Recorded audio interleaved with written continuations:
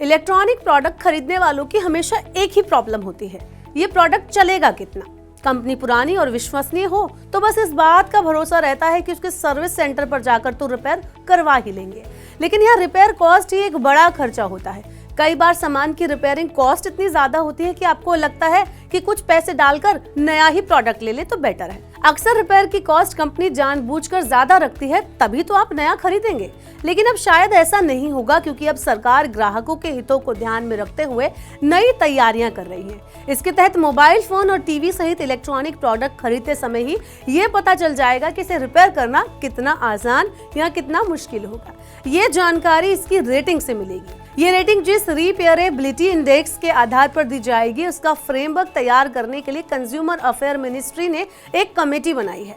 Consumer affairs department के additional secretary Bharat Kheda की अध्यक्षता में बनाई गई कमेटी 15 नवंबर तक इंडेक्स के लिए गाइडलाइंस का सुझाव देगी। इसके आधार पर इंडेक्स तैयार किया जाएगा। चलिए आपको बताते हूँ कि इंडेक्स को लेकर सरकार की तैयारियां क्या हैं।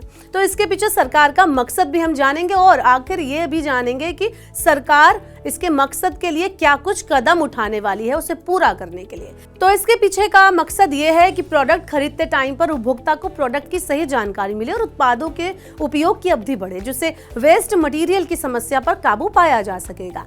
कंपनियों के लिए ये जानकारी देना बहुत जरूरी बना दिया जाएगा कि रिपेयरिंग किन जगहों पर हो सकती है और पुर्जे कहाँ मिल सकते हैं। नियम लागू होने के बाद प्रोडक्ट खरीदने पर ग्राहकों को प्रोडक्ट के साथ कुछ रेटिंग मिलेगी। जानकारियों के अनुसार रिपेयरेबिलिटी इंडेक्स के आधार पर प्रोडक्ट को 1 से 5 तक की रेटिंग दी जाएगी।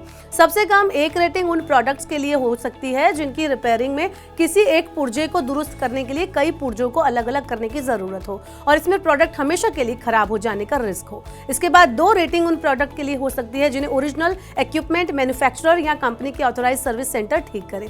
3 रेटिंग उनकी हो सकती है जिनकी रिपेयरिंग में टेक्निकल एक्सपर्ट की जरूरत हो, यानी कि ऐसे प्रोडक्ट जिनके कुछ पुर्जे तो आसानी से खोलकर अलग किए जा सके लेकिन बाकियों का मामला ज्यादा जटिल हो। इसके बाद बेहतर कैटेगरी में 2 रेटिंग आएंगी, जिसमें 4 रेटिंग उनकी हो सकती हैं जिनके टूल्स और स्पेयर पार्ट्स कंपनियां आसानी से अवेलेबल कराएं और खराब पुर्जों को दुरुस्त करने में बाकियों को बेमतलब ही निकालने की जरूरत ना पड़े। सबसे बेहतर रेटिंग होगी 5। सबसे टॉप यानी कि 5 रेटिंग उनके लिए हो सकती है जिनके न केवल पुर्जे आसानी से मिले बल्कि consumer do it yourself manual या वीडियो के जरिए खुद ही रिपेयरिंग कर सके।